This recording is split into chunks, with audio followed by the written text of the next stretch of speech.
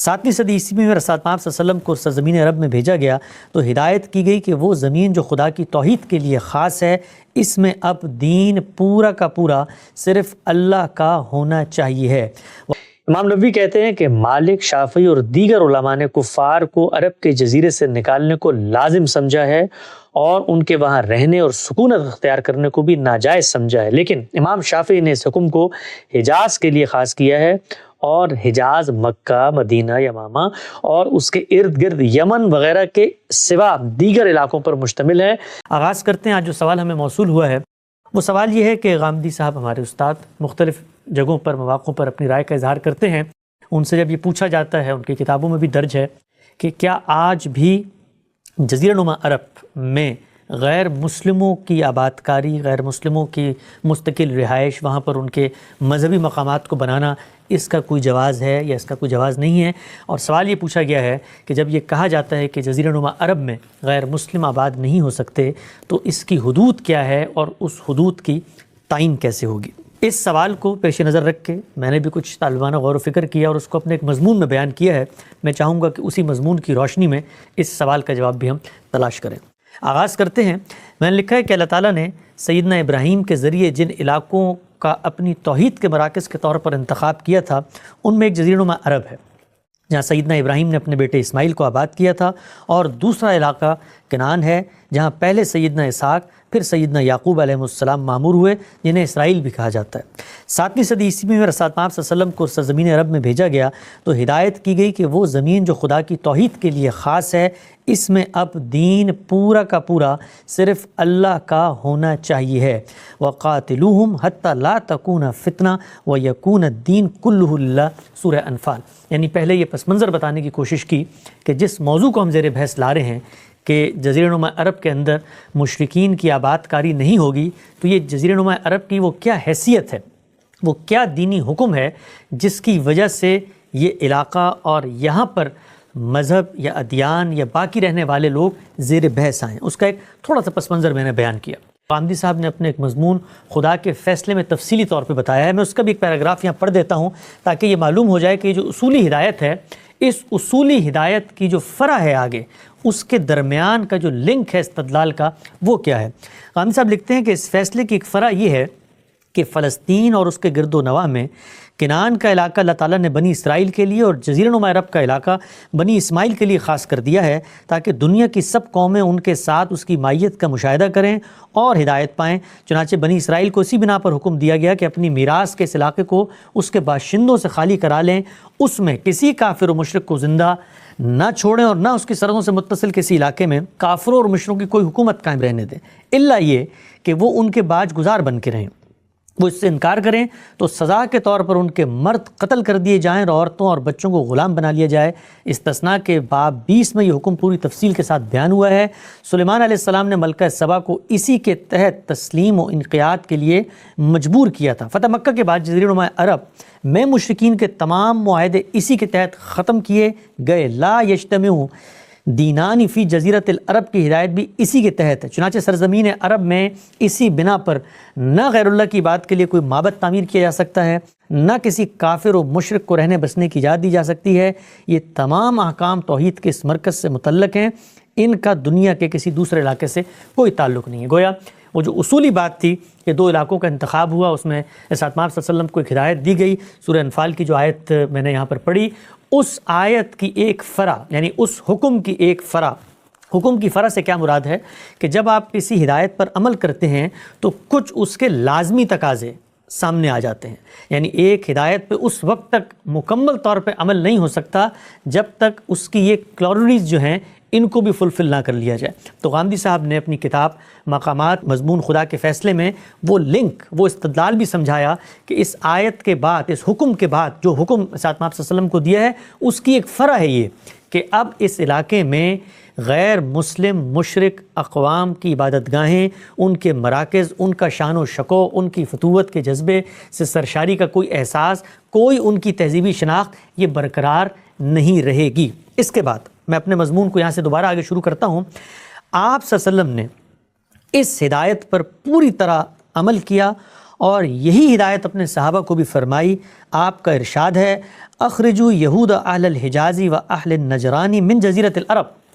حجاز کے یہودیوں اور اہل نجران یعنی نصارہ کو جزیرہ عرب سے باہر کر دو۔ ایک دوسرے موقع پر ساتھ صلی اللہ علیہ وسلم نے فرمایا، ہے پہلی روایت جو میں نے پڑھی مسند احمد کی ہے 1693 اس کا نمبر ہے، سندن یہ صحیح روایت ہے۔ ایک دوسرے موقع پر ساتھ صلی اللہ علیہ وسلم نے فرمایا لَأَخْرِجَنَّ الْيَهُودَ وَالنَّصَارَى مِن جَزِيرَةِ الْعَرَبِ حَتَّى لَا أَدَعَ إِلَّا مُسْلِمًا،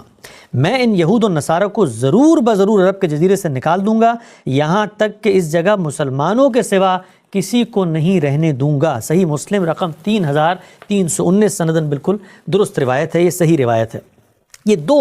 احادیث ساتھ آپ صلی اللہ علیہ وسلم سے اس معاملے میں ہمیں ملتی ہیں، اور بھی روایات ہیں آگے زیر بحث آئیں گی، لیکن جنہیں میں نے سر عنوان بنایا ہے کہ ان میں یہ بات سامنے آتی ہے کہ جزیرہ نما عرب کے اندر اب رسالت مآب صلی اللہ علیہ وسلم کی ہدایت کے مطابق کیا فیصلہ کرنا ہے، اور یہ ہدایت کس پس منظر میں ہے؟ یہ ہدایت اسی پس منظر میں ہے جو حکم اصل دیا گیا ہے کہ ان علاقوں کو اب توحید کے مراکز کے طور پہ خاص کر لیا گیا ہے، حتی لا تکون فتنہ، یہاں کوئی باقی دین قائم نہیں رہے گا، وہ یکون الدین کلہ للہ کے تحت۔ اور اب اس حکم کی فرع ہے جس کو رسالت مآب صلی اللہ علیہ وسلم نے ارشاد فرمایا۔ اس حکم سے کیا مراد ہے، اس کے لازمی تقاضے کیا ہیں، اور وہ حدود بندی کیا ہے، جو بنیادی سوال تھا جزیرہ نما عرب کی، جہاں آج کے اس دور میں کھڑے ہو کر بھی ہم یہ کہیں گے کہ دین کا یہ تقاضا ہے کہ یہاں پر غیر مسلموں کی عبادت کاری نہیں ہوگی اور ان کی عبادت گاہیں تعمیر نہیں ہو سکتی۔ رسول اللہ صلی اللہ علیہ وسلم نے دنیا سے رخصت ہوتے وقت بھی بعد کے لوگوں کو پوری صراحت سے یہ تلقین فرمائی کہ اس جزیرہ نما عرب میں دو دین جمع نہیں ہو سکتے۔ مسند احمد میں ہے ان عائشہ قالت کان آخر ما عہد رسول اللہ صلی اللہ علیہ وسلم ان قال لا یترک بجزیرۃ العرب دینان۔ عائشہ رضی اللہ تعالیٰ سے روایت ہے کہ رسول اللہ صلی اللہ علیہ وسلم نے فرمایا کہ آخری عہد جو مجھ سے لیا گیا، یعنی سیدہ عائشہ کہتی ہیں کہ رسالت مآب صلی اللہ علیہ وسلم نے دنیا سے رخصت ہوتے وقت جو آخری عہد مجھ سے لیا وہ یہ تھا کہ عرب کے جزیرے میں دو دین باقی نہیں رہیں گے، یعنی یہ کام ہے جو آگے مسلمانوں نے کرنا ہے۔ رسالت مآب صلی اللہ علیہ وسلم رخصت ہوتے وقت جس آخری چیز کی ہدایت کر رہے ہیں اور جس آخری خواہش کا اظہار کر رہے ہیں۔ قرآن مجید اور احادیث کی ان واضح تصریحات کے بعد یہ بات تو بالکل واضح ہے کہ یہ حکم اس پورے جزیرہ نما عرب کے لیے ہے جو آج ان ممالک پر مشتمل ہے۔ یعنی جب قرآن مجید نے کہا کہ یکون الدین کلہ للہ ہو جائے، کہاں ہو جائے؟ اس سرزمین میں جہاں رسول اللہ صلی اللہ علیہ وسلم کو مبعوث فرمایا گیا ہے، اور پھر جب حدیث میں بھی کہا گیا الفاظ کی صراحت کے ساتھ کہ بجزیرۃ العرب، یہ جو جزیرہ عرب ہے یعنی عربک پیننسولا، جزیرہ نما عرب، عام طور پہ جزیرے کے 4 طرف پانی ہوتا ہے، لیکن اگر آپ عرب کا نقشہ دیکھیں تو اس کے 3 طرف پانی ہے، اسی لیے اس کو جزیرہ نما عرب قرار دیا جاتا ہے کہ جزیرے کی طرح کی وہ جو سرزمین ہے۔ تو میں نے لکھا کہ قرآن مجید اور احادیث کی ان واضح تصریحات کے بعد یہ بات تو بالکل واضح ہے کہ یہ حکم اس پورے جزیرہ نما عرب کے لیے ہے جو آج ان ممالک پر مشتمل ہے۔ المملکۃ العربیہ السعودیہ پہلا ملک، سلطنت العمان دوسرا ملک، الامارات العربیہ المتحدہ یعنی UAE جس کو یونائٹڈ عرب ایمریٹس کہا جاتا ہے، یہ تیسرا ملک، دولت الکویت کویت کی سرزمین، دولت القطر قطر کی سرزمین، اور مملکت البحرین بحرین کی جو مملکت ہے۔ یہ نام جس نام سے ممالک کو آج خود وہ پکارتے ہیں انہی کی رعایت سے عربی میں لکھے اور پڑھے گئے ہیں۔ گویا یہ 6 ممالک ہیں، سعودی عرب، عمان، امارات، کویت، قطر اور بحرین۔ ان 6 ملکوں پر مشتمل تھا وہ جزیرہ نما عرب جو رسالت مآب صلی اللہ علیہ وسلم کی زندگی میں جس خطے میں آپ کو مبعوث کیا گیا، یعنی وہی یہ خطہ ہے کہ جو آج 6 ممالک کے اندر تقسیم ہو گیا ہے۔ میں نے لکھا ہے کہ یمن اس میں شامل نہیں ہے، اس لیے کہ یمن اگرچہ جغرافی کے لحاظ سے جزیرہ نما عرب کا حصہ ہے، لیکن اپنے سیاسی نظم کے اعتبار سے ہمیشہ جداگانہ حیثیت میں قائم رہا۔ یہی وجہ ہے کہ رسالت مآب صلی اللہ علیہ وسلم نے جب قرب و جوار کی ریاستوں کو خطوط لکھے تو ان میں یمن کے سردار بھی شامل تھے جنہوں نے 7 ہجری میں پوری قوم سمیت ایمان قبول کر لیا۔ یعنی یمن کو اگر آپ دیکھیں نقشے میں جا کے جغرافیکلی تو وہ جو عربک پیننسولا ہے، وہ جو جزیرہ نما عرب ہے جس کے 3 طرف پانی ہے، اس کی جغرافیائی سرحد یعنی بری سرحد کے ساتھ جڑا ہوا علاقہ ہے۔ لیکن جو حکم دیا گیا تھا، یعنی جس جگہ پر رسالت مآب صلی اللہ علیہ وسلم مبعوث ہوئے، جو سرزمین زیر بحث ہے، اس میں ہم اس کو شامل نہیں کرتے، اگرچہ یہ زمینی لحاظ سے بری لحاظ سے جڑا ہوا ہے۔ اس کی وجہ کیا ہے؟ اس کی وجہ یہ بیان فرمائی کہ اگرچہ جغرافی کے لحاظ سے جڑا ہوا ہے لیکن اپنے سیاسی نظم کے اعتبار سے وہ ہمیشہ علیحدہ رہا۔ یعنی یہ بات کیسے سمجھی جا سکتی ہے؟ آپ دیکھیے آج بھی دنیا کے بہت سارے ممالک ہیں جس میں جغرافیائی لحاظ سے بہت سارے خطے جڑے ہوئے ہوتے ہیں. دور کی مثال کیا لیں، ہمارے خود پاکستان میں آپ یہ دیکھیے کہ آج بھی جو شمالی علاقہ جات ہیں یا جو قبائلی علاقے ہیں وہ اگرچہ زمینی لحاظ سے جڑے ہوئے ہیں ہمارے ساتھ، لیکن ان کا سیاسی نظم، ان کے ہاں انتخابات کا معاملہ، ان کے انصاف کے جتنے ادارے ہیں، ان کے محکمے، یہ سب کچھ ایک سیاسی علیحدہ نظم میں سامنے آتے ہیں. تو یمن کی بھی یہی صورتحال تھی. جزیرہ نما عرب کے جو سردار تھے، یہاں پر جو قبائل آباد تھے، ان کی حکومت، ان کی سیاسی اقتدار، ان کی عصبیت، ان کی جو اقتدار کی عنان ہے وہ یہاں تک تو محدود تھی، لیکن یمن میں کچھ دوسرے لوگ تھے. یہی وجہ ہے کہ آپ صلی اللہ علیہ وسلم نے وہاں خطوط لکھے اور یمن کے لوگوں نے بھی پھر آگے بڑھ کر ایمان جو ہے وہ قبول کیا. اس کے بعد آگے میں نے گفتگو کو بڑھاتے ہوئے بتایا ہے کہ جب بھی ہم کسی موضوع پر طالبانہ غور و فکر کرتے ہیں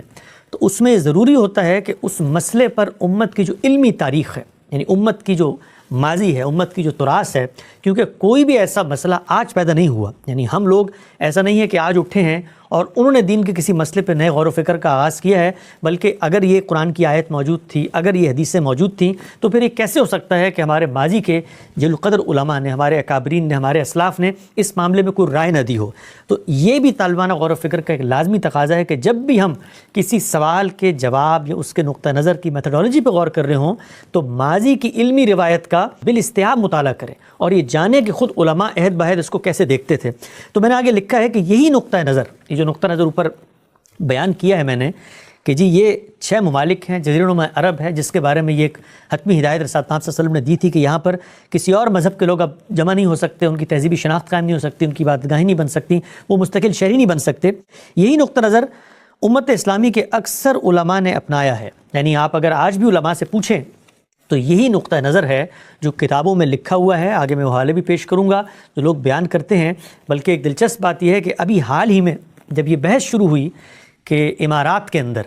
کوئی ہندوؤں کا مندر بننا چاہیے، کوئی گرینڈ ٹیمپل کی بات ہونے شروع ہوئی، اور پھر سعودی عرب میں بھی چونکہ ایک بڑی تعداد ہے ہندوستانی سے گئے ہوئے ہندو مذہب کے ماننے والوں کی، تو وہاں بھی یہ ڈیبیٹ شروع ہوئی. تو سعودی عرب کے اندر ہم جانتے ہیں کہ مذہبی معاملات آل شیخ کے سپرد ہیں. وہاں کے جو علماء ہیں وہ اس میں رائے دیتے ہیں، ان کی کونسلز بنی ہوئی ہیں. تو جو رائے انہوں نے دی مجھے انٹرنیٹ پہ دستیاب ہوئی تو میں نے اس کو پڑھا، تو انہوں نے اس میں بھی ان علماء نے، آج کے عہد کے علماء نے اسی روایت کا حوالہ دیا ہے کہ لا یجتمع دینان فی جزیرۃ العرب، رسول اللہ صلی اللہ علیہ وسلم کا ارشاد ہے، لہٰذا سعودی عرب کے اندر تو یہ کام دینی لحاظ سے کرنا جائز نہیں ہے. آج بھی انہوں نے اسی کا اظہار کیا. تو اسی وجہ سے میں نے لکھا کہ یہی نقطہ نظر امت اسلامی کے اکثر علماء نے اپنایا ہے، تاہم بعض اہل علم اس معاملے میں ایک مختلف نقطہ نظر رکھتے ہیں. ان کا ماننا ہے کہ یہ حکم پورے جزیرہ نما عرب کے لیے نہیں ہے بلکہ صرف حجاز کے لیے ہے. یعنی اس معاملے میں جب ہم امت کی علمی تاریخ کا مطالعہ کرتے ہیں تو یہ بات سامنے آتی ہے کہ اس معاملے میں اختلاف ہے. اختلاف کس چیز میں ہے؟ اختلاف اس چیز میں ہے کہ جو ہدایت دی گئی ہے، جو حکم دیا گیا ہے، وہ حکم کیا پورے جزیرہ نما عرب کے لیے ہے یا صرف سرزمین حجاز کے لیے ہے. گفتگو ہماری یہاں تک پہنچ چکی تھی کہ جس جزیرہ نما عرب کی بات ہو رہی ہے اور جس کی خصوصی حیثیت ہے اور جس کے اندر یہ شرائط ہیں، اس کا حدود اربع کیا ہے، اس کی تعین کیسے ہوگی، کیا امت کا علم اس کی تعین کے حوالے سے بھی متفق ہے؟ تو میں نے عرض کیا تھا کہ اس باب میں اختلاف ہے. وہ اختلاف کیا ہے اس نشست میں ہم انشاءاللہ جاننے کی کوشش کریں گے کہ مختلف اہل علم، محقق علماء اس بارے میں کیا کہتے ہیں، کہاں کہتے ہیں، کیا ان کی بات صحیح سمجھی گئی ہے اور ہمارا اس پر اگر نقد ہے تو کیا ہے. آغاز کرتے ہیں. 3 رجحانات سامنے آتے ہیں اس حوالے سے کہ کیا یہ حکم پورے عربک پیننسولا پہ دیا گیا تھا، ہزاروں کلومیٹر پر اور 6 ممالک پر آج مشتمل علاقہ ہے، یا پھر یہ جزیرہ نما عرب کے کسی مخصوص علاقے کے بارے میں حکم دیا گیا ہے. سب سے پہلے ہمارے سامنے امام شاہ ولی اللہ محدث دہلوی کا نقطہ نظر ہے، جس کے بارے میں کہا جاتا ہے کہ آپ اس کو محض حجاز تک مختص حکم مانتے تھے. شاہ صاحب نے اپنے نقطہ نظر کہاں بیان کیا ہے، کیسے بیان کیا ہے، اس کو ہم پڑھتے ہیں. میں اپنے اسی مضمون کے متعلقہ حصے کو آپ کی خدمت میں پیش کرتا ہوں. میں نے لکھا ہے کہ یہی نقطہ نظر امت اسلامی کے بیشتر اہل علم علماء نے اپنایا ہے، تاہم بعض اہل علم اس معاملے میں ایک مختلف نقطہ نظر رکھتے ہیں. ان کا ماننا ہے کہ یہ پورا حکم جزیرہ نما عرب کے لیے نہیں بلکہ صرف حجاز کے لیے خاص ہے. ان میں سے ایک شاہ ولی اللہ محدث دہلوی ہیں. انہوں نے اپنی کتاب حجت اللہ البالغہ میں جہاد کے باب میں مال غنیمت کی تقسیم کے ضمن میں دنیا میں ممالک کی تقسیم پر مختصر گفتگو کی ہے، جس میں ان کا نقطہ نظر سامنے آتا ہے. شاہ صاحب لکھتے ہیں دنیا میں ممالک 2 طرح کے ہیں، ایک وہ جنہیں اسلام کے لیے خاص کر لیا گیا ہے جیسے حجاز، یا وہ جن پر مسلمان غالب آ گئے ہیں، اور دوسری قسم کے وہ ممالک ہیں جن میں کفار کی اکثریت ہو اور پھر مسلمانوں کا غلبہ قائم ہو گیا ہو لڑ کر یا صلح کر کر۔ یہ جلد 2 صفحہ 274 حجت البالغہ میں شاہ صاحب نے گفتگو فرمائی ہے۔ شاہ ولی اللہ محدث دہلوی ایک پس منظر میں گفتگو کر رہے ہیں، اور جہاد کے احکام جہاں پر زیر بحث ہیں وہاں وہ بتا رہے ہیں کہ دنیا کے اندر 2 طرح کے ممالک ہیں، یعنی تقسیم ہے اسلام کی نظر میں خطہ ارض کی، اور ایک کے بارے میں انہوں نے فرمایا ہے کہ ایک وہ خطہ ہے جس کو اسلام کے لیے خاص کر لیا گیا ہے۔ گویا وہی نقطہ نظر جو ہم شروع سے بیان کرتے چلے آ رہے ہیں کہ اس خطے کی خصوصی حیثیت ہے، شاہ صاحب بھی اس کو پوری شان کے ساتھ بیان کرتے ہیں۔ تاہم بیان کرنے کے بعد جو مثال وہ دیتے ہیں وہ مثال یہ ہے کہ جس خطے کو خاص کر لیا گیا ہے جیسے کہ حجاز، تو شاہ صاحب نے یہاں پر حجاز کا لفظ اختیار کیا، نہ کہ پورے جزیرہ نما عرب کو زیر بحث لے کر آیا۔ میں نے لکھا کہ شاہ صاحب کی مذکورہ عبارت سے بات سامنے آتی ہے کہ وہ جس علاقے کو مسلمانوں کے لیے خاص قرار دے رہے ہیں وہ حجاز ہے۔ ہم جانتے ہیں کہ حجاز جزیرہ نما عرب کا محض ایک حصہ ہے جو تاریخی طور پر نجد اور تہامہ کے مابین ایک فاصل ہے، یعنی سب لوگ واقف ہیں کہ حجاز تو جزیرہ نما عرب کا ایک چھوٹا سا حصہ ہے جس کو شاہ صاحب یہاں زیر بحث لے کر آئے ہیں۔ یہاں پر یہ سوال پیدا ہوتا ہے کہ کیا شاہ ولی اللہ محدث دہلوی باقی جو علماء ہیں ان سے اختلاف کرتے ہوئے صرف حجاز تک اس کو محدود کر رہے ہیں، یا یہاں پر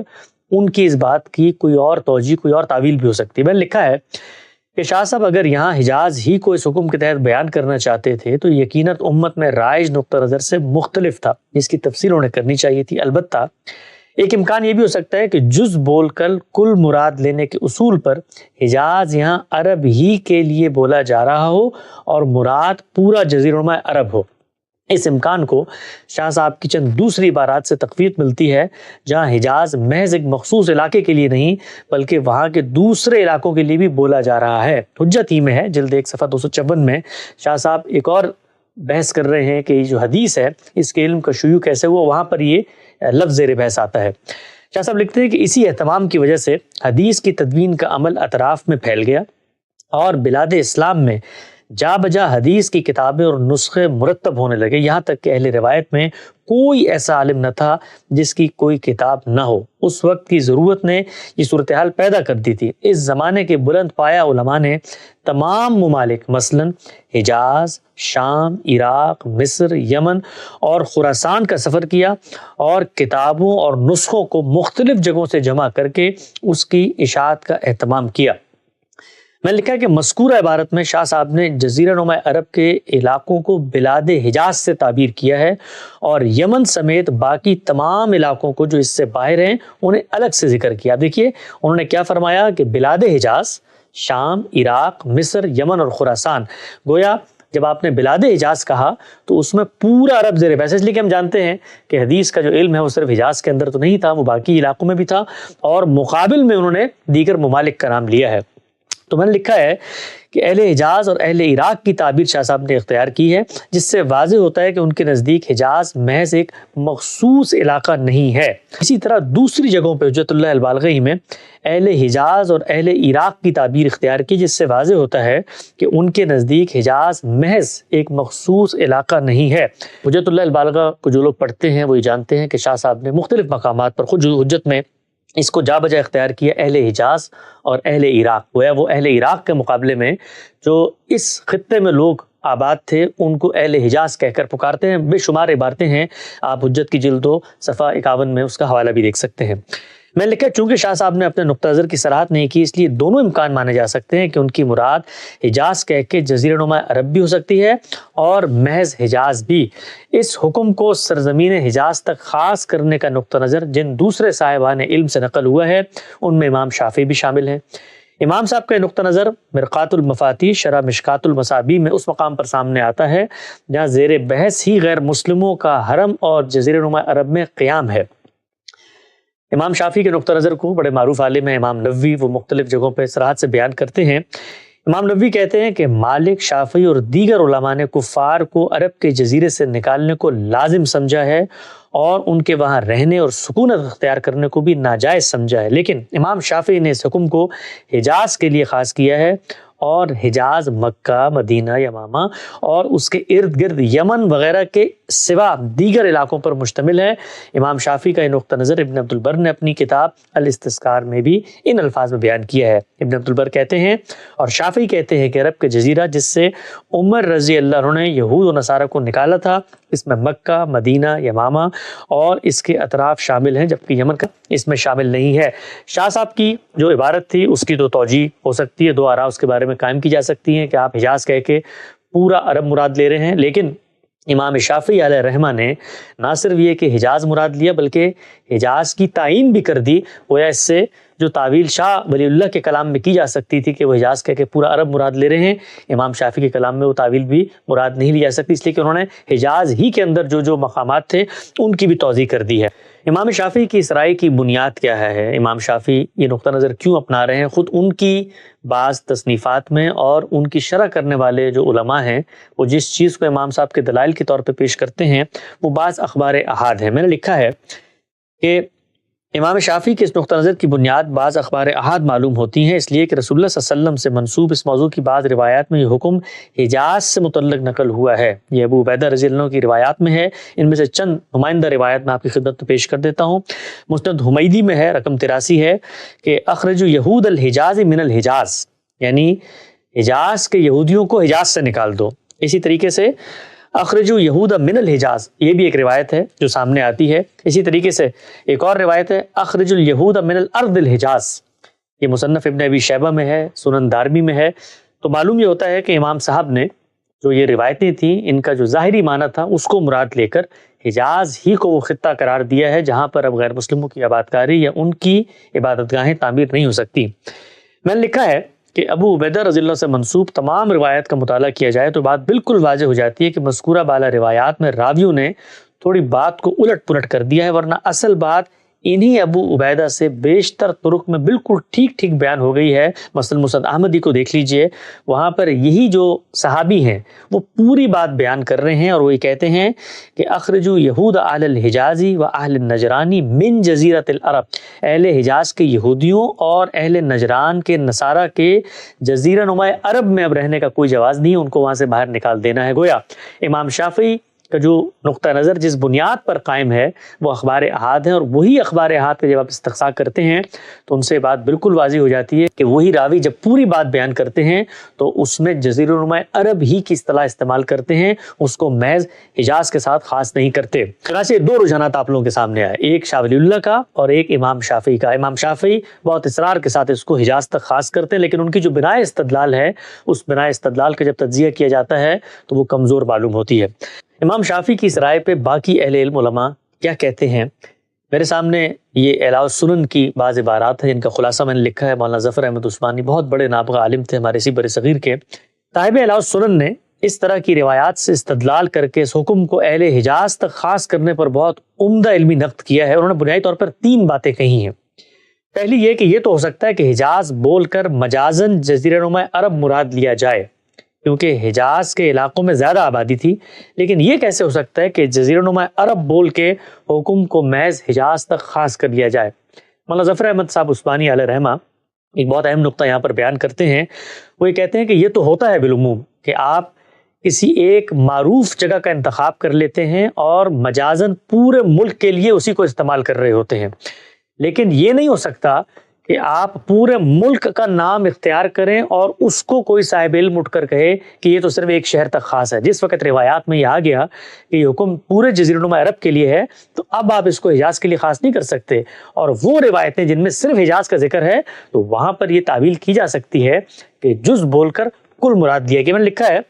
کہ اس بات کی مثال بالکل ایسے ہی ہے جیسے آج ہم کہتے ہیں کہ واشنگٹن سے حکم نامہ آیا ہے، تو یہاں پر واشنگٹن سے مراد امریکہ لیا جاتا ہے، لیکن اگر کہا جائے کہ امریکہ سے لوگوں کو نکلنے کی ہدایت دی گئی ہے تو اب امریکہ میں صرف واشنگٹن مراد نہیں ہو سکتا۔ آپ دیکھیے عام طور پر ہم زبان میں استعمال کر رہے ہوتے ہیں کہ دلی اس حکم پر اسلام آباد سے ناراض ہو گیا ہے، تو یہاں پر مراد یہی ہوتی ہے کہ ہندوستان کی حکومت، ہندوستان پورا کا پورا اس نقطہ نظر کو ٹھیک نہیں سمجھتا، ایک علامت کے طور پہ چونکہ دلی طاقت کا مرکز ہے، واشنگٹن طاقت کا مرکز ہے، ماسکو طاقت کا مرکز ہے، تو اس کو ہم بیان کر دیتے ہیں۔ لیکن یہ کبھی نہیں ہوتا کہ میں یہ کہوں کہ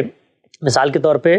امریکہ سے لوگوں کو، مسلمانوں کو نکلنے کا حکم دے دیا ہے، تو اب آپ صرف اور صرف اس کو کسی ایک شہر تک خاص کر لیں. عام طور پہ زبان میں اس طرح سے استعمالات نہیں ہوتے. مولانا ظفر احمد عثمانی صاحب دوسری بھی ایک بات بیان کرتے ہیں. میں نے لکھا ہے کہ دوسری بات انہوں نے اٹھائی ہے کہ اگر حجاز ہی سے باہر نکالنے کا حکم تھا تو نجران تو پہلے ہی حجاز سے الگ ہے. اہل نجران کو الگ سے نکالنے کا حکم پھر کیوں دیا گیا؟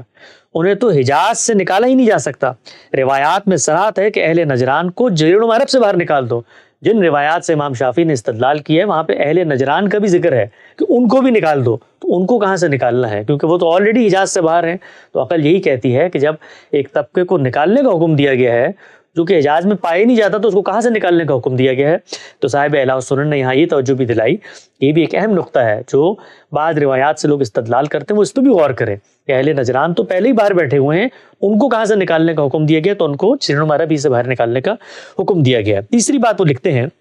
کہ اس موضوع کی تمام روایات پر غور کرنے سے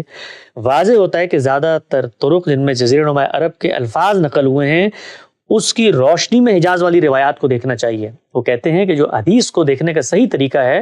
وہ یہ ہے کہ تمام روایات میں استقصا کیا جائے، دیکھا جائے کہ خود وہ صحابہ جو اجزاء میں روایتوں کو بیان کر رہے ہیں جب وہ پوری بات بیان کرتے ہیں تو وہ کیا بات بیان کرتے ہیں. تو اس کی روشنی میں گویا تفصیل کی روشنی میں اجمال کو دیکھنا چاہیے، نہ کہ اجمال کی روشنی میں کہیں پر ایک مختصر بات بیان ہوئی ہے اس کو آپ تفصیل مراد لے لیں. تو لکھتے ہیں، مزید تبصرہ کرتے ہوئے لکھتے ہیں، یہی وجہ تھی کہ خیبر کے یہود ہوں یا نجران کے نصارہ، انہیں جب نکالا گیا تو جزیرہ نما عرب کے کسی علاقے میں پناہ دینے کے بجائے انہیں شام اور عراق جانا پڑا. اعلیٰ سنن جلد 12 صفحہ 559. یہ بات مولانا ظفر احمد صاحب عثمانی صاحب اعلیٰ سنن نے بڑی خوبی اور دو ٹوک انداز میں نکات کی صورت میں بیان کی اور بڑے محکم دلائل دیے. یعنی تینوں دلائل انہوں نے اس کا خلاصہ کر لیتے ہیں. پہلی یہ کہ جس وقت آپ کسی چیز کو جز بول کر مراد لیتے ہیں تو حجاز بول کر تو عرب مراد دیا جا سکتا ہے لیکن عرب بول کے حجاز مراد نہیں لیا جا سکتا. دوسری بات انہوں نے فرمائی کہ جس وقت مختصر روایتوں میں کہا گیا کہ اہل نجران کو نکال دو تو اہل نجران تو پہلے ہی حجاز سے باہر تھے تو کہاں سے نکالنے کی بات کی گئی. اور تیسری بات انہوں نے فرمائی کہ عقل کا یہ مسلمہ اصول ہے، علم حدیث میں بھی زیر بحث آتا ہے کہ تفصیل کی روشنی میں آپ اجمال کی تعویل کریں گے تو جو تفصیل ہے اس میں جزیرہ نما عرب آیا ہے. اور پھر انہوں نے ایک تاریخی حقیقت کی طرف بھی توجہ دلائی کہ جب نکالا گیا تو کہیں بھی جزیرے کے اندر آباد ہونے کی اجازت نہیں تھی ان کو. اگر امام شافعی کی بات لی جائے تو پھر حجاز سے باہر نکال کے ان کو آباد کر دینا چاہیے تھا، لیکن صحابہ کرام نے جب ان کو نکالا تو ان کو شام اور عراق جانا پڑا جو جزیرہ نما عرب سے باہر کے علاقے ہیں. تو اس پوری بحث کا میں نے پھر آخر میں خلاصہ کیا ہے. خلاصہ یہ ہے کہ ساری بحث سے بالکل واضح ہو جاتا ہے کہ اللہ تعالیٰ نے اپنے توحید کے مرکز کے طور پر جس علاقے کو خاص کیا وہ جزیرہ نما عرب کا پورا علاقہ ہے، صرف حجاز نہیں ہے. اس علاقے کی سرحدوں کی تعیین میں اہل علم کے مابین اختلاف ہو سکتا ہے، الاستذکار میں اختلاف دیکھے جا سکتے ہیں. یعنی یہ جو پورا جزیرہ نما عرب ہے یہ ہے کیا؟ وہ تو بالکل واضح ہے، ظاہری بات ہے، اس کے تین طرف پانی ہے تو جہاں تک وہ بری خطہ موجود ہے اس پر اس حکم کا اطلاق ہونا چاہیے. لیکن مختلف اہل علم اپنے اپنے لحاظ سے تعین کرتے ہیں. بات ذہن میں رکھیں کہ جب بھی تعین کی جاتی ہے تو ہمیشہ آباد علاقوں کی رعایت سے تعین کی جاتی ہے. یعنی آج یہ بھی تعین کروں گا کسی بھی جغرافیائی حصے کی جس کی تعین نہیں ہوئی ہے تو ہمیشہ جو میرا علم ہے، میری معلومات میں آباد علاقے وہاں پر موجود ہیں، شہر ہیں، تو میں انہی کا ذکر کروں گا کیونکہ اس سے جو باہر کی سرزمین ہے وہ تو زیر بحث ہی نہیں آتی، اس لیے کہ وہاں پر تو کوئی بندہ ہے ہی نہیں جس پہ کوئی حکم جاری کیا جائے. تو اس طرح کے اختلافات نقل ہوئے ہیں کہ یہ پورے جزیرے کی حدود کیا ہیں اور اس کو ابن عبد البر کی کتاب میں دیکھا جا سکتا ہے. لیکن جزیرہ نما عرب کے کسی ایک حصے مثلا حجاز تک اس حکم کو خاص کر دینا کسی بھی طرح درست نہیں ہے، اس لیے کہ رسالت مآب صلی اللہ علیہ وسلم کا ارشاد بالکل ٹھیک ٹھیک اس چیز کو بیان کرتا ہے کہ لا یجتمع دینان فی جزیرۃ العرب، جزیرہ نما عرب میں دو دین جمع نہیں ہو سکتے. رسالت مآب صلی اللہ علیہ وسلم نے اس کی کوئی تخصیص نہیں فرمائی بلکہ پورے خطہ ارض کو اس میں شامل کیا ہے. لہٰذا آج کی نشست میں ہم نے جانا